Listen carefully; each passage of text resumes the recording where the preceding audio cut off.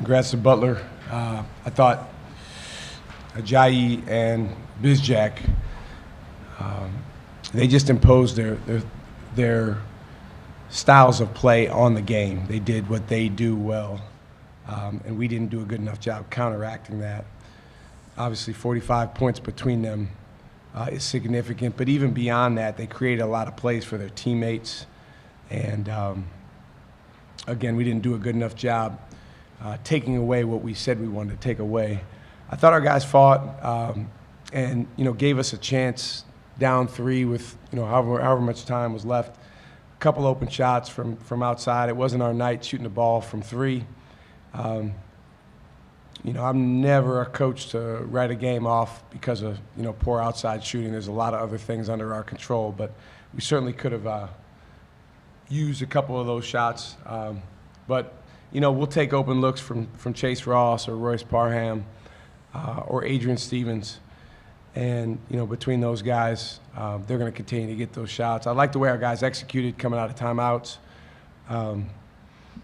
and finished around the basket. We just got to take care of the ball a little bit better. And then defensive end, we have to obviously stop Butler more than we did tonight if we want to come in here and win. You guys just couldn't, like you mentioned, couldn't quite get over the hump. What do you think the next step is for this team, like the last 4 minutes of the game, just to get the momentum back? Well, I think, Ben, they're different games, so I don't want to, paint with a broad stroke. And, we had a game where we were up 7 against Seton Hall in the last 4 minutes of the game, didn't win. Our last game, Providence was close, in the last 4 minutes, went to overtime. The Villanova game was close, the Xavier game. So they're different games. I think in a game like tonight, for most of the half, for all the half, Butler had a lead, and it felt like if we could string together 3 stops in a row, then we could take the lead. We did. We got 3 stops in a row when they kind of had extended it to 8 or 9, got it back to 2, but then down the stretch you got to guard them better. Bizjack did a great job drawing fouls. I think he went to the foul line 13 times, doesn't miss much from there. That's what really good players do to, kind of stem any tide that you've created and keep you from getting those consecutive stops. So that's the first thing, better attention to detail.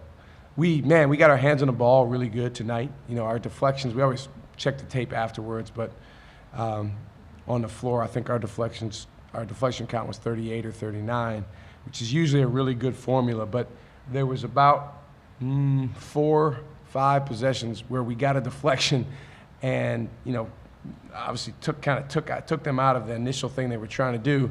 But then the ball was loose.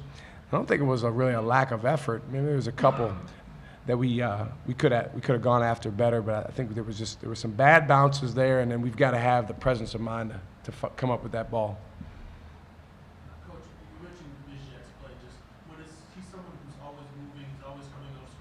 Yep. His teammates are working to get him open. Just how difficult is that, especially when he's not just looking for an outside shot, but he's also trying to get to the basket? Yeah, he cut with more violence than whichever one of our guys was defended him with.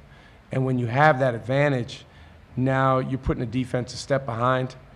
I think the other thing about his game that is really, really effective is just his ability to use his shot fake, because now you're trying to run him off a 3-point shot, but he's really, really effective, pumping the shot fake. Obviously drew the foul on NJ in the first half, and he's just a threat to do both.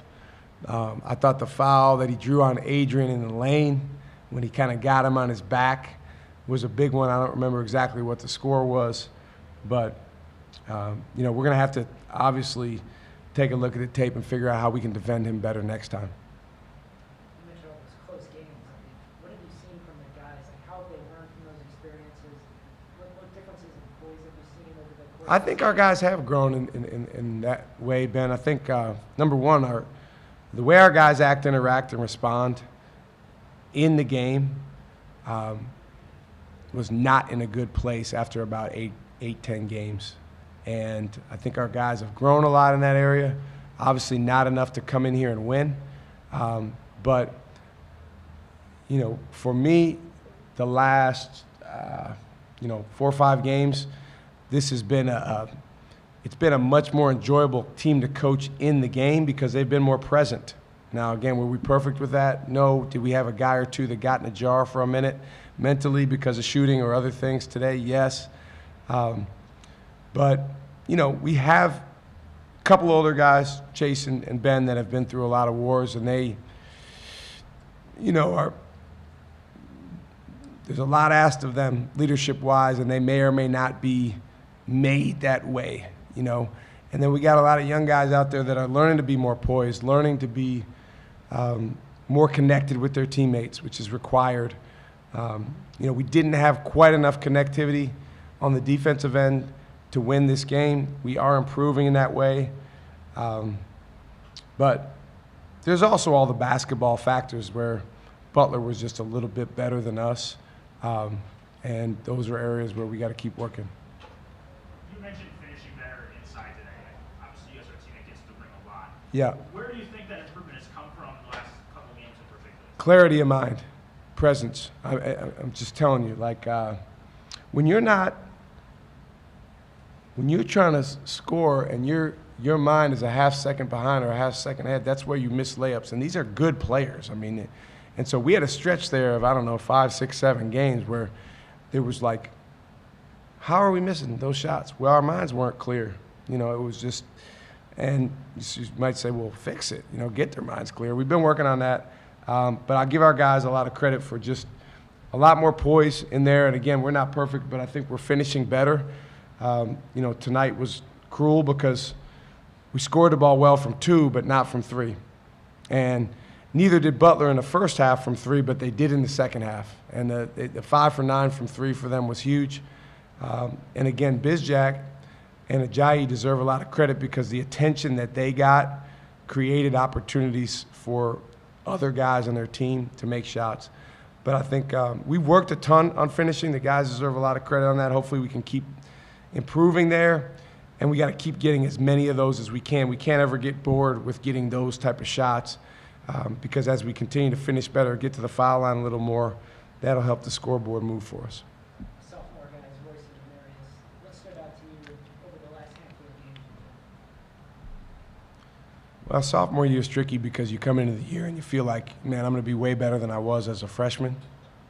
And sometimes you are right away and sometimes you're not. And the reason that you're not right away is because you smacked across the face with the fact that you're playing against really good players. It's not just this thing that you dream about in the offseason that's just magically going to be so much better. But the good thing is those guys have gotten their feet under them. They're high-character guys. They've worked. They are committed to the plan. With Royce, man, I would love – he got 13 shots tonight. I would love for him to get 20 shots on a night like tonight. Like he needs to get shots up, especially the ones around the basket. And that will go hand in hand with him getting to the foul line as well. So I think his aggressiveness has grown. Demarius has grown, although I didn't think he was as aggressive tonight as he had been our last couple games. Simple thing with him. He's the best athlete on our team, but when he turns his back to the basket, he's not as athletic as when he's facing the basket. So he needs to attack a closeout, attack an offensive rebound, attack on a drive, facing the basket. And so we will reiterate that to him, but I'm really happy about the progress he's made. We showed our team yesterday, statistically, his first 10 games versus his last 10 games, 20 games into the season. He was bad first 10 games of the year. I mean, it was almost unplayable. And he's gotten significantly better. He's more than playable now. He obviously helped us win our last game before we came here, and he can help us win games moving forward. And that's all we're asking from our young guys. Just keep growing, keep trying to help your team win. All right, thank you guys.